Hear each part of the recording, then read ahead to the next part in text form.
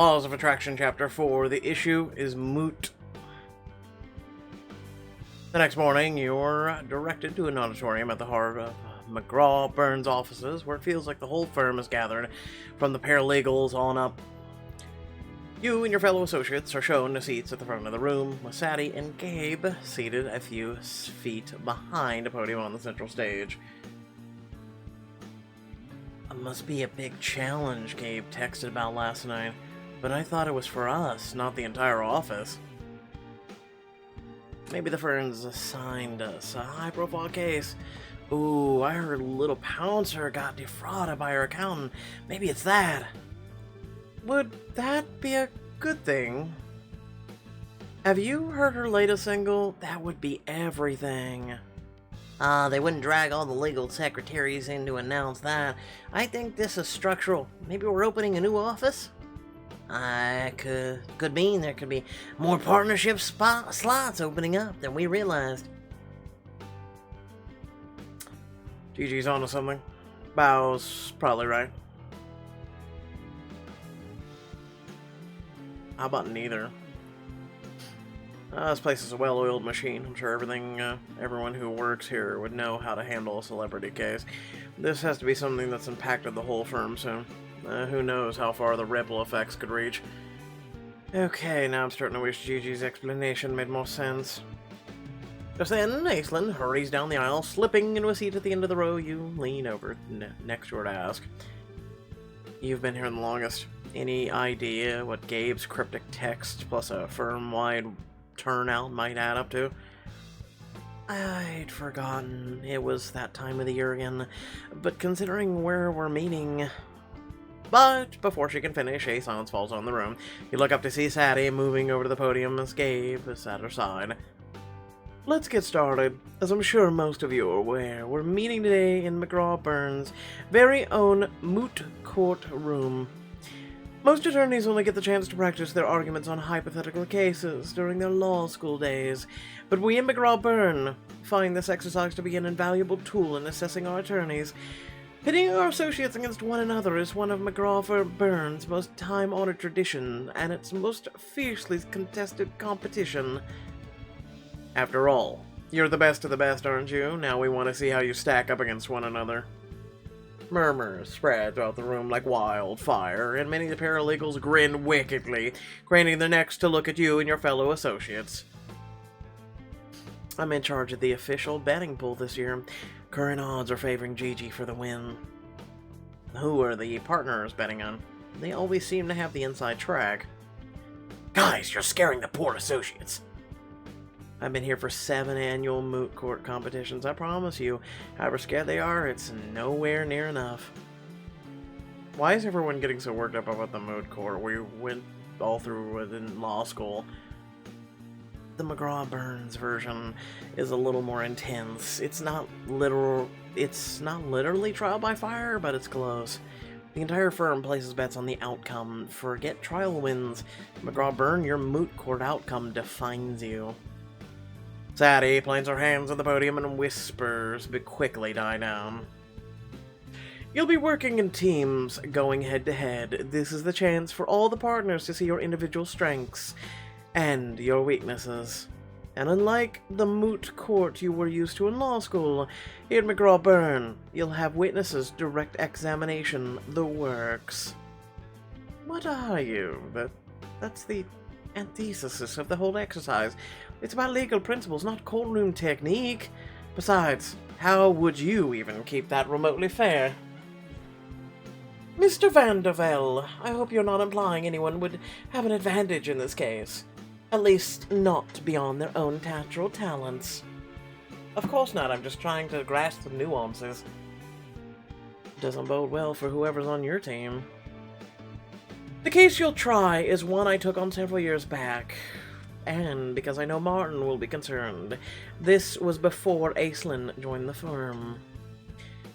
It hasn't even been written up in any journals, so none of you should have any foreknowledge of the outcome or the strategies employed.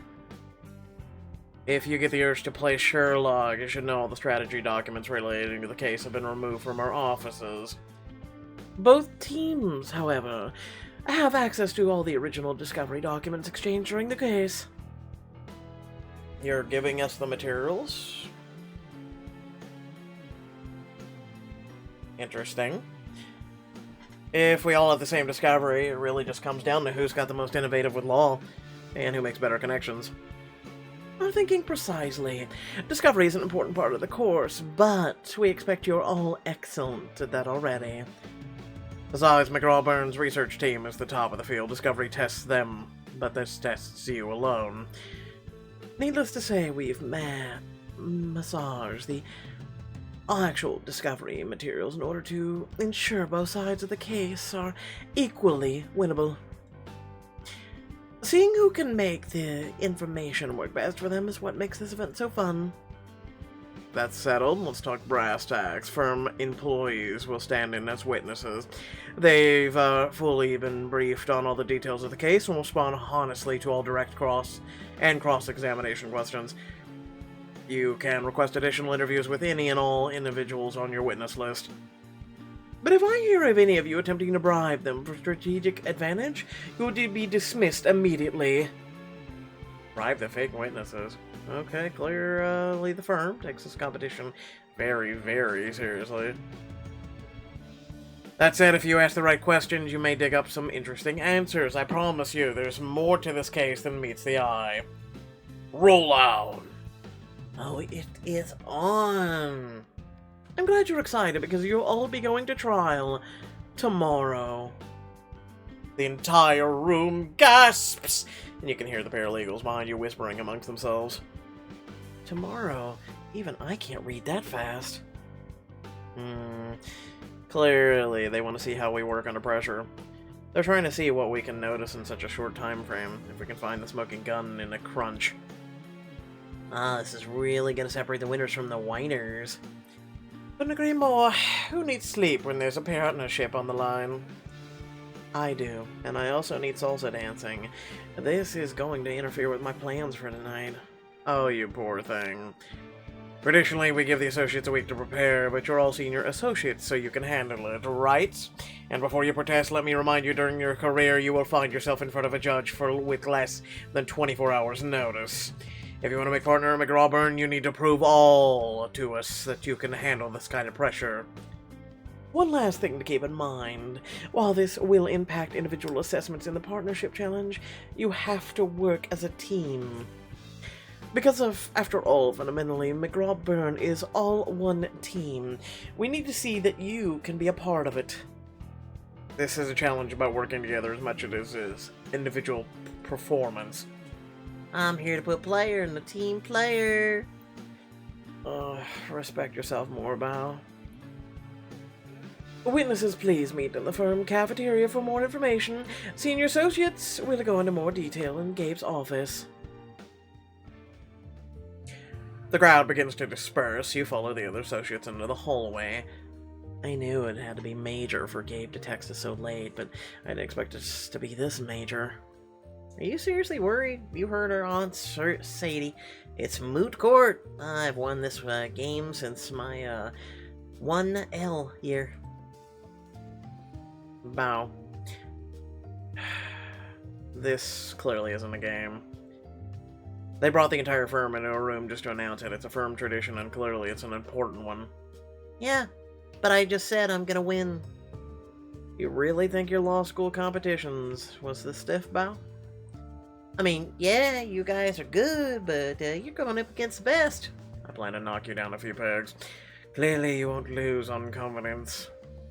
Aislinn, what can you tell us about this thing? Trial by fire can mean a whole range of things, but I get the sense that it's barely a metaphor in this case. It's an actual tradition. All these senior associates go through it at some point, usually when a partnership is looming. Sadie has never explicitly said you can't make partner without winning. Wait, what are you saying? Just that I've never heard of anyone making a partner who hasn't won. It's a bit of a calling process for Sadie.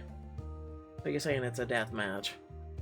Aislinn gulps visibly, forehead furrowed, and then she gives one sharp nod. A death match, huh?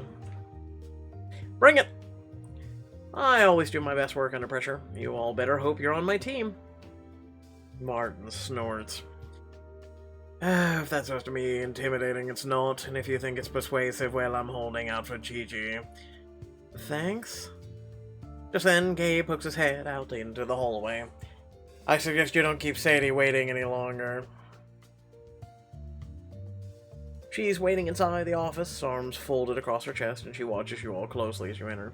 Once you're settled, Gabe pulls out a file folder and flips it open. First off, I'll update you on the rankings, not that they should influence how hard you work on the case. Oh, hey, I'm still number 1. Look at that. Really surprised. I've been in here all but 5 minutes. Looks like whatever team I'm on will be the one to beat. There are some mutterings around the room about the rankings, but Gabe ignores them. Team 1 is Martin, Gigi, and Bao. Team 2 is Aislinn and Quinn. 3-on-2, I'm liking my odds more and more. 3-on-2, that's fine by me. Maybe just the two of us, but all the intellectual firepower's on our side. Thanks for the vote of confidence, Quinn. Does Quinn really think it's going to intimidate us? That's cute. An extra teammate does seem like a pretty serious advantage. Really, considering your goal is to impress myself and Gabe, I'd have thought you'd thank me. I think what Sadie means is the fewer teammates gives you the more opportunities to shine, not fewer. For me, it doesn't. I shine equally under every circumstance. Boy. Sadie's eyes rest on Bao for a moment too long, and then she turns back to you. We're aware 3-on-2 isn't even, so Aislinn and Quinn will have a starting advantage. You can pick whether you'll represent the plaintiff or the defendant. Luca, the case file. She snaps her fingers, and her assistant appears at her side, as if by magic. He quickly pulls out a file for each of you. I think you'll find everything you need here. Alright, we got Augur, Sam Turling, intellectual property assignment. Okay. First thing you should notice is the plaintiff is a former employee of Augur. Whoa, as in tech agent or giant? Knows more about where I've been in the last year than I do Augur. Seriously, I wouldn't want them coming after me. As it happens, the employee sued Augur, claiming that the company took one of his ideas, made a huge profit, and never compensated him. I'm assuming the employee had a contract. Yes, a fairly standard issue intellectual property clause. It states that all ideas conceived during the employment belong to Augur. But the employee claims the idea originated before he joined Augur and that he developed it on his own time, so the contract terms don't apply. You look over the file once more, hoping for something to jump out at you. I'm supposed to pick which side of the case is stronger. I need some more information. Can you tell us...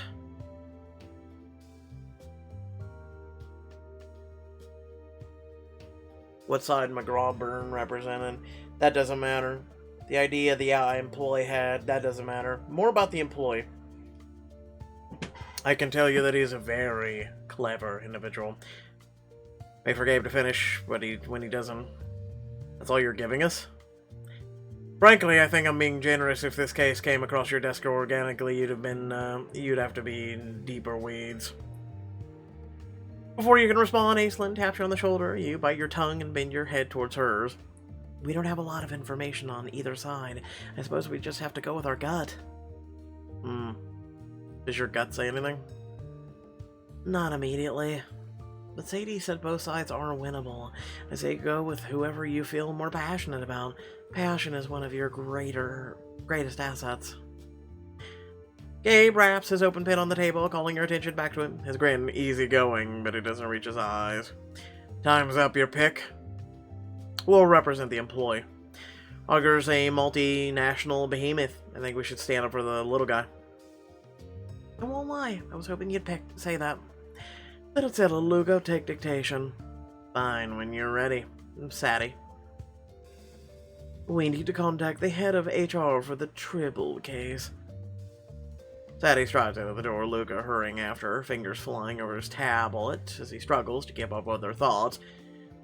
We've each set up you in separate conference rooms and assigned you a paralegal to help you with research. I suggest you get started. I can start with the discovery, guys. I should be able to bang through a good chunk of the files before lunch. Lunch? We're not taking lunch. Wait, you're joking, right? I'll bleed for the win, but I won't starve. They trail out, leaving you and Aislinn behind. She turns to you, eyes bright. Ready to win this case? Absolutely. She heads down the hall, but you linger in the doorway, turning back to Gabe. Something I can help you with, Quinn? I was just wondering. I mean, there was a little to go on, so for choice. You're Sadie. Either side is winnable, especially in the right hands. His eyelids lower a little, mouth curling into a wry smile. And your hands strike me as very, very capable. Motherfucker, you work for a law firm! Do you want soon? His eyes linger on you a moment longer, and then he drops his gaze to file in his lap. There's no time to waste, Quinn. I suggest you get started. Anxiously pulsing through you. You head down the hall after Aislinn. You and Aislinn make your way to a conference room down the hall where you meet a familiar face. So, feeling confident? More now that we've got you on our side. I think I'm the real winner here. I never knew it was possible to talk about leg day variations for that long until I met Bao. Don't worry. The only workout you're getting in this room is lifting boxes. Speaking of. He gestures at the vast towers of banker boxes lining the walls. Is that really all the discovery just for this case? And we're trying it by tomorrow? Aislinn? We just have to power through. The other team has just as much to wade through. True, but Gigi can plow through information faster than anyone I've ever met. Then we'll just have to do it smarter since we can't do it faster. Plus, you have a secret weapon, me. I happen to know the other team's got Anthony as their paralegal. I can't claim to read as fast as Gigi, but I'm a hell of a lot better at digging through Discovery than he is. That's true. You do always seem to know where to start looking. Start looking at the beginning and tell us at the end. On that note, we should probably get started. We need to find out more than the bare-bones description Gabe gave us. Basics should be in this one. He pulls the box down from the stacks and places it in the center of the table. Hey, you hero. Oh, what can I say? I love having lawyers owe me one. Which reminds me, you need coffee? I'll be back soon. Oh, please, for the love of God. I'm gonna be suffering today. I never got any sleep last night. The two of you start sifting through the materials in the first box. After a few minutes of furious searching, Aislinn looks up. Jackpot. Here's the idea in question. What are we dealing with? Sam apparently came up with the idea for smart windows. I've heard of smart watches and smart speakers, but windows? This one better be good. It looks like they made of special glass. They're internet-enabled and can be controlled remotely. So what, you can remotely tell them to open if the weather is nice? That seems like the idea, yes. Oh, for the love of stupidity. I wonder...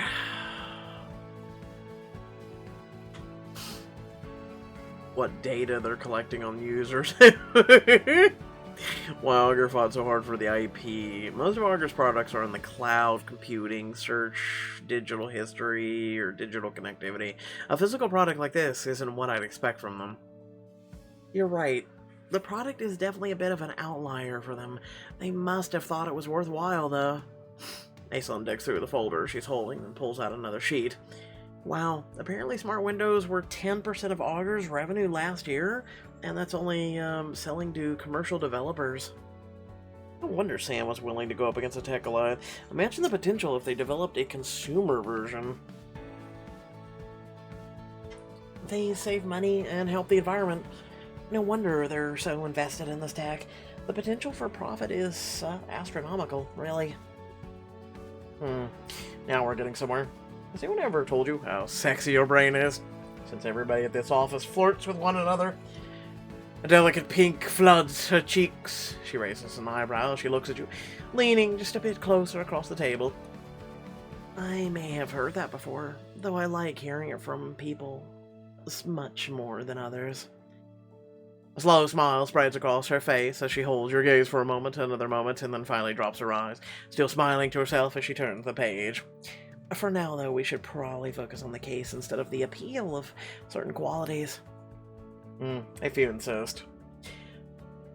I wish our MC would really stop smiling. You and Aislinn pore over the details of the case, witness statements, financial records, the contracts. The few hundred documents later, Ryan appears with 2 coffees in hand. Alright, sorry for the hold-up. A partner pulled me in to take notes on her deposition. How's it going so far? Let's just say I desperately need the coffee. That good, huh? We're making headway, but there's a lot of information here. On the upside, the bones of the case seem really straightforward. True, but you heard Gabe and Sadie. I got the very strong impression that there's an elephant in the room. I just wish I knew which box of the discovery documents it was hiding behind. Ryan looks at the pile you have on the table in front of you.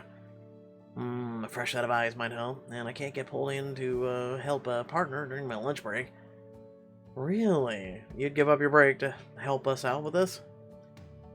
Honestly, it would be a great opportunity for me. Paralegals don't get much exposure to real meat of a case this big very often. Besides, like I said, it never hurts to have a partner, track, lawyer, owing me a favor. Join Ryan to learn a clue that will help you triumphant in the fake courtroom. Like your outfit, it's not too bad. Aislinn, are you gonna join? No, go on without me. I want to make more headway on the discovery. Divide and conquer, right? Love that positive attitude. Ryan leads you into Central Park, and the two of you start walking along one of its many paths together. I'm gonna need to take a brain break here more often. I had no idea how big the park was. It's a good place to recalibrate. I always think more clearly when there's some green space around me. I think more clearly with caffeine. Can I get you something? Is that even a question? We work at a law firm. The two of you head over to a kiosk and place your orders. Sweet, sweet coffee. Oh god, the drink of champions. You and Ryan find a nearby bench and lay out the witness statements between you, sipping over your drinks as you look over the materials in front of you. Wow, you weren't kidding about the volume. Where do you want to start? I'll follow your lead. If McGraw Byrne paralegals or anything like my last firm, you're a discovery wizard here. If I didn't know any better, I'd say you, a potential partner, are buttering me, the paralegal, up. That nobody ever makes a partner without winning Moot court bits may have something to do with it. Well, and honestly, I appreciate the help. In that case, put me in coach. If there's something in here, I know we can find it. Let's go over the statement from the technical expert. According to Dr. Wilhelmini Dorada, an expert in smart technology, someone could retire on an idea like this. So there's a lot of money in play, not exactly new information.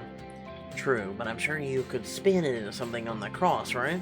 I'm thinking, so you're saying that Augur would have a very strong incentive to claim they own this idea outright, regardless of the facts. It's not a smoking gun, but it's definitely a start. Let's go over the statement from Sam's colleague. What does she have to say? I wasn't there for the initial product meeting. Sam's an okay guy, but his ties are fugly. Wow. That's it?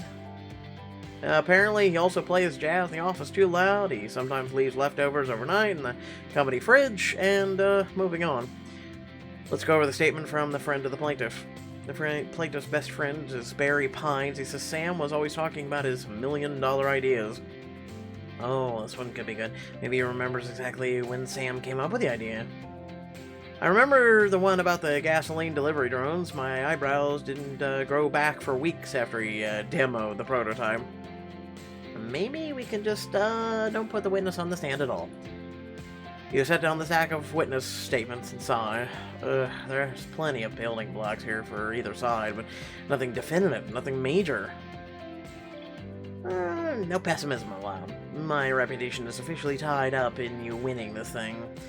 The two of you keep flipping through the witness statements for the opposing side. After a few minutes, Ryan looks up. I have an idea. Feel free to tell me it's terrible. Maybe we should start digging more into witness statements for our side. I'm listening. Witnesses tend to clam up at the depositions. They say as little as possible because they're afraid of revealing anything in the opposing counsel. But if it's one of those dozen interviews with their own lawyer, they probably let their guard down somewhere, right? That's true. If either side is winnable, maybe the clue is unlocking this looking into the wrong direction. Excited? Now you start reading through all the statements for your own witnesses, and then you spot something strange. Hey Ryan, listen to this. Sam says, I just want to build a better life for me and my girlfriend. Sounds reasonable. The attorney asks if the girlfriend would testify to that, and Sam backtracks immediately. It's almost awkward. He says he forgot that they broke up, and that's what he used to want. I think you're onto something. Gwen, it definitely sounds like there's something he's trying to cover up. Clearly he's trying to hide the ex-girlfriend. It's way too weird that Sam suddenly remembered that they weren't dating anymore. Totally. I remember all the breakups. I wish I could forget them. Which means he probably slipped up when he called her his girlfriend in the first place. Augur works employees hard. They're around each other for long hours. If the romance started at work, it might be irrelevant to the case. Wait, that reminds me. There was one employee that Sam had way more Slack messages with. Kelly Martin. Nothing risque, but clearly they knew each other well, and they didn't work directly together. Let me find the Slack messages between them. He digs through a pile of documents, quickly finding the messages in question. Bingo! The messages are pretty G-rated, but look at this one. Oh yeah, this is definitely something you would only say to your girlfriend. Sam T, your place or mine. Come over to mine, XO. See you later. No, they were hiding this relationship for a reason. I think this might be the key to the case. But it doesn't look like Sam has a listing for Kelly Martin in his cell phone. Maybe they were reading too much into this? If they really wanted to hide it, maybe they went a step further. Ryan digs through the documents until he finds the supervisor's phone number. You start cross-checking it against Sam's phone records. Ah, there. He has his, her and his phone under Mary Hampton. No Augur employees by that name. So no one would think to look into the text in relation to the case. Most of this stuff looks like it's relationship stuff. Scan through the text rapidly, but you're about to give up when something jumps out on you. Ryan, look at this one. Oh man, I think we, know where we're following up next. This is it, the hidden key that unlocks the case. I would never have found it without you, Ryan. Grins a little shyly, clearly touched by the praise. Oh, you've gotten there eventually. I just sped up the process. Nope, not accepting that. You would make a great lawyer. The way you were connecting the dots right now, that's a skill you can't teach. Have you ever thought about it? Ryan laughs a little ruefully. I do want to go to law school someday. Why not now? I still have massive student debt from undergrad. I don't want to take on more debt until I paid it down a bit.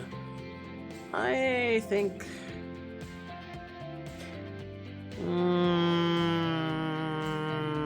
that's smart. Law school doesn't come cheap, but it's not going anywhere. Plus, working in a place like McGraw Byrne will help you snag a spot at the top law school when you're ready. And the salary's not bad either.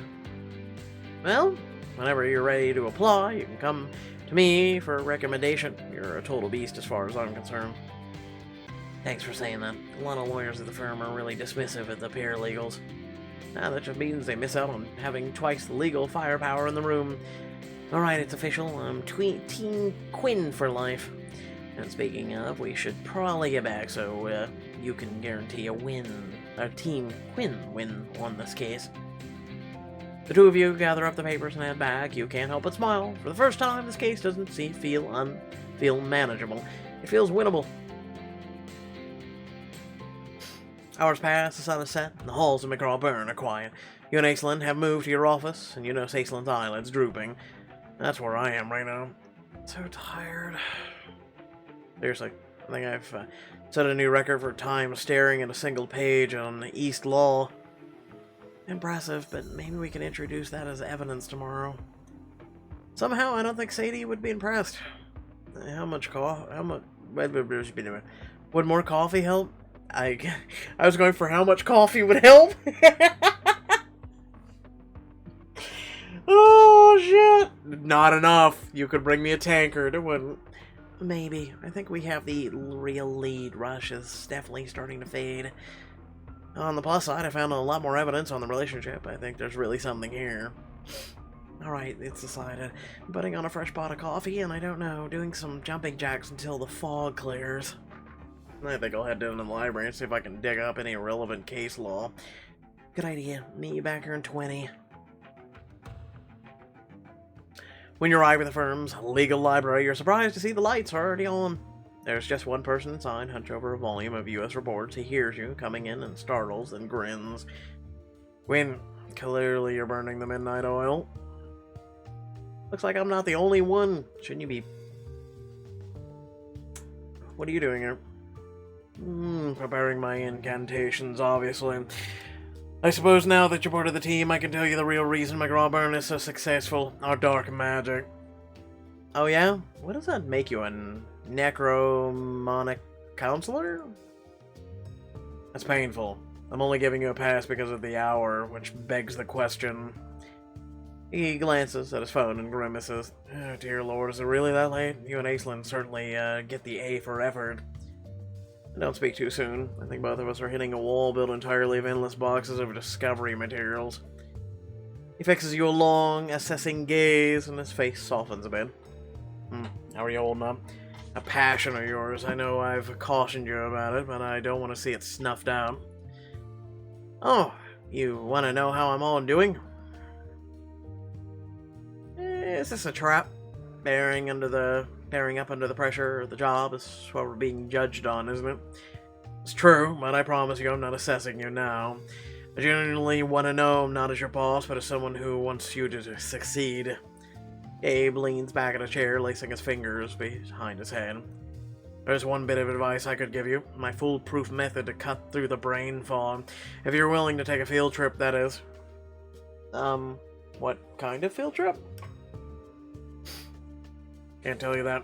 I'm not in the business of handing out secrets for free, but I will say, Hoi On is worth the effort. What's Hoi On? Even better. It's, more fun when you have no idea what you're in for. Hoi On! I have no clue, it just sounds catchy.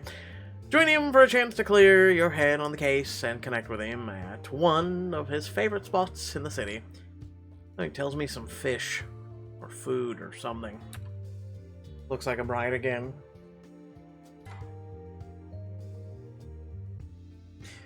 When you get to street level, a glossy town car is waiting for you. Gabe holds the door open for you, then ducks inside beside you. I guess screw Aislinn and coming. Let her just keep working, I guess. Wait, you have town cars on call? We don't have anything, but partners do, yes. As if I didn't have enough motivation to win this competition. Trust me, the car service is as far the smallest doors that will open for you if you make partner. The driver takes you all the way to Lower Manhattan, rolls to a stop outside an unassuming Chinese restaurant. This is your secret. A Chinese restaurant. God damn it, I was right again. Not just any Chinese restaurant, this is Hoan. Or Hoyan. Look around, it looks like many other Chinese restaurants you've been to. Though, is Hoyan well known? With people who really understand Chinese food, yes. Traditionally, though, huge swaths of Manhattan have yet to learn what they're missing. But you have insider info? From day one, this place got me through my first few years as an associate.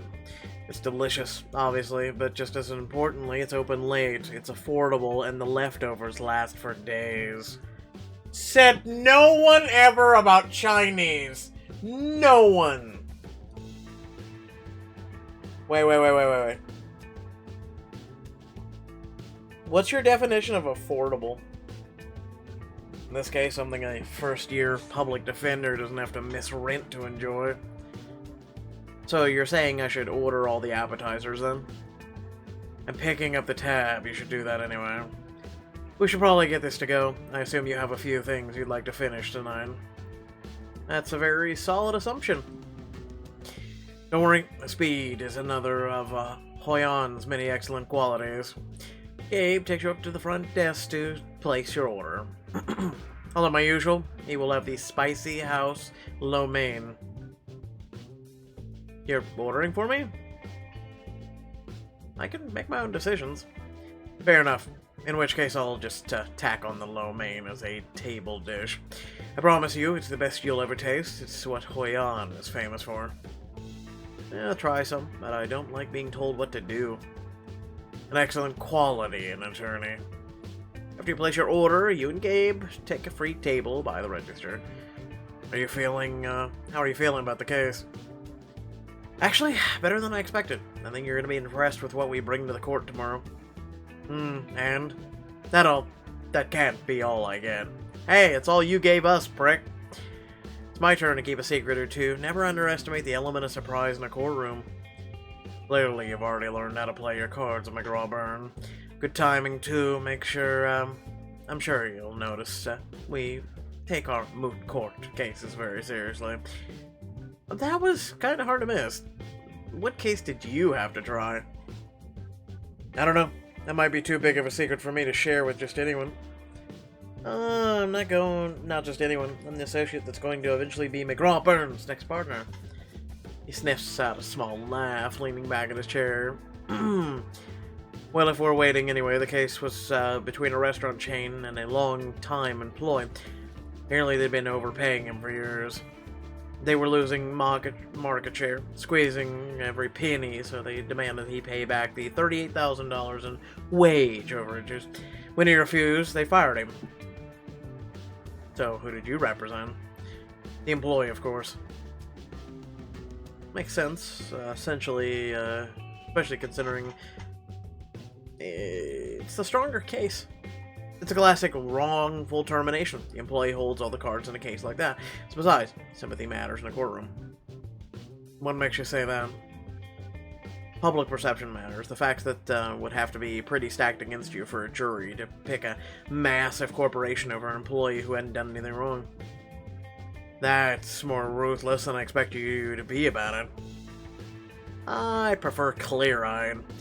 I assumed you won. I mean, at least if the office rumor mill is to be believed. Oh, I won alright. In fact, I'm not sure the word accurately captures what happened in that case. I'll bite. What happened?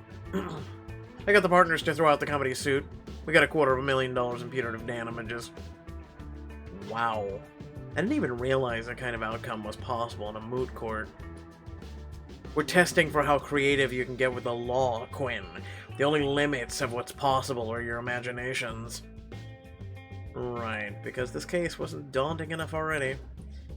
I don't see why you have any reason to be worried. That case you tried just before you came here, pulling in tree law, that was inspired. Thinking like that was why I pushed Sadie to hire you, actually. Wait a second, wait. You wanted to hire me? I thought Sadie was the one who wanted to bring me on. Sadie makes the final decisions, but all the partners get to pitch their favorite candidates. And you pitched me? Absolutely I did, and I think you know why. Your passion. Huh. Is there a reason you're buttering me up, Gabe? Actually, this is more of a warning. Passion is important. It's a great start, but you can't let it run away with you. Doing that, well, it can be dangerous in more ways than one. Your eyes meet, and neither of you seems to be able to look it away. Dangerous, huh? The real danger is me not getting those noodles stat. Also, I want a coffee while we're talking. I think we're creating past hangry into something truly terrifying. Hungricidal, maybe? Lucky for you, it looks like they're packing our orders up as we speak. Waitress on the front comes to you with a giant bags and printed with the name of the restaurant. Your mouth waters. You open the boxes. Ho on, take out a second wind in a box. We should probably get going. Wouldn't want the food to get cold before you eat it. You can say that as if I'm not going to devour half of mine on the way back to the office. I respect you less if you didn't. Well, you know, when the person driving you's not yourself, you know. In the dark interior of the car, you glance over at Gabe, his jaw is set, eyes unreadable in the glimmering darkness of the car. So, did you really invite me just for takeout, or did you have something else in mind? Yes, Quinn. I want to slip those noodles into my mouth.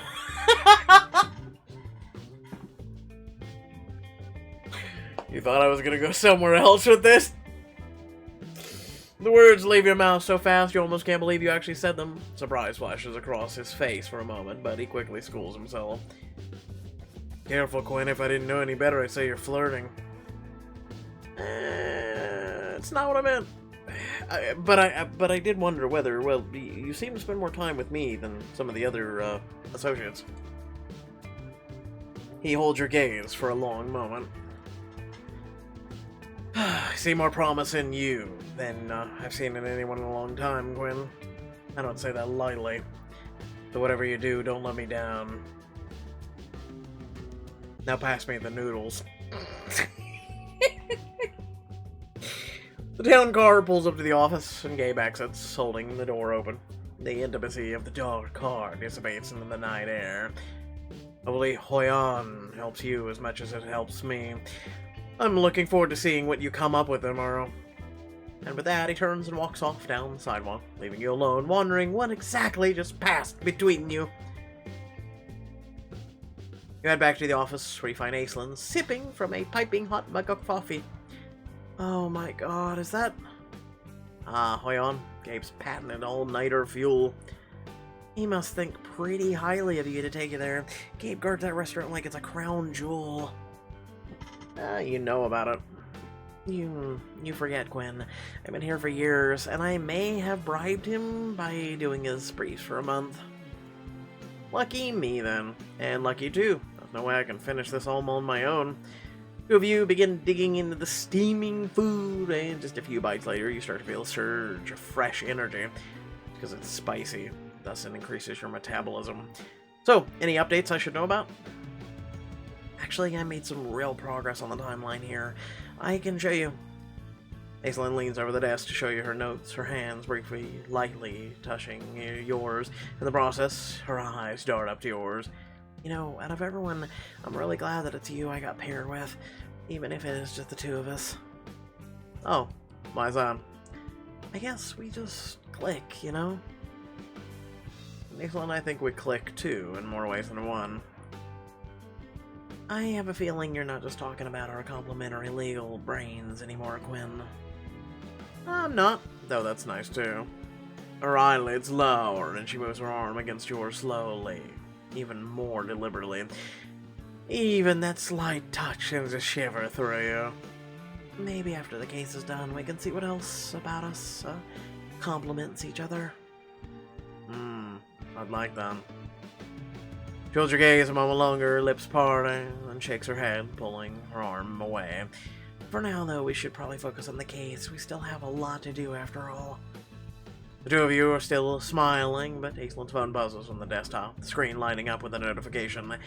Okay, that's... What is it? Apparently the whole firm will be there tomorrow when we try the case. Even for McGraw Byrne, that's pretty next level. So you're saying... I'm saying that if we don't pull this off somehow, there will be nowhere to hide.